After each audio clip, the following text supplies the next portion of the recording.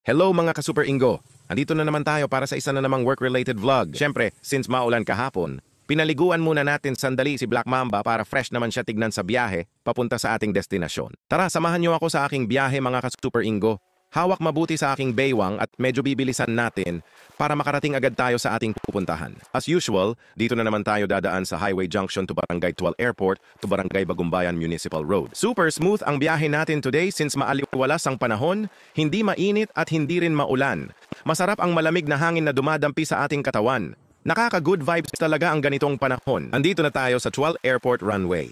Madadaanan din natin ang headquarters ng mga sundalo. Kaagapay o katuwang sila ng mga pulisya ng President Quirino sa pagpapanatili ng kaayusan at kapayapaan dito sa aming lugar. Dahil maganda ang panahon, boom na din ang pag-aalaga ng itik dito sa President Quirino. Kaya boom na boom din ang produktong balut. Kabi-kabila ang nagbibinta ng balut dito sa amin. Kahit saan ka pumunta, may balut kang mabibili. At gaya ng nakikita ninyo, sagana ang lugar namin sa mga agricultural products.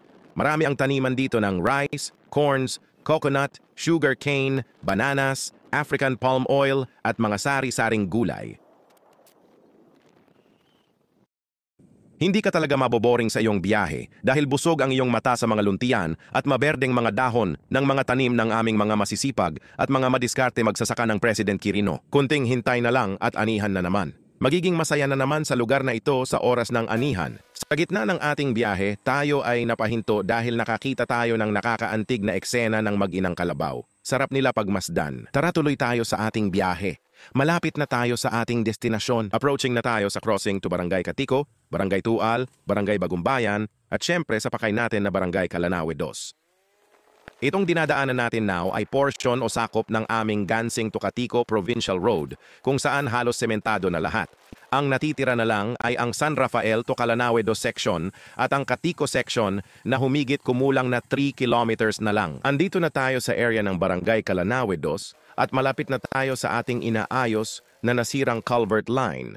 Dumating na din si Kagawad Jerry Sistoza para samahan ako sa area. Naantala ang pagsasaayos namin dito sa culvert line na ito dahil need pa ilipat ang nilagay nila na water line na siguradong masisira pag gagawin na namin ang pagpapalit ng bagong RCPC line. Pinuntahan din namin ang newly replaced na 24 inches diameter na RCPC line. Babalikan pa ito dahil kulang pa ang na-deliver na filling materials.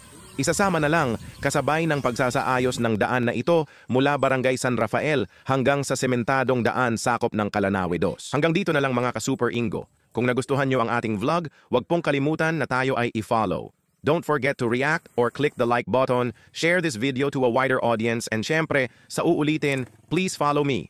Super Ingo out.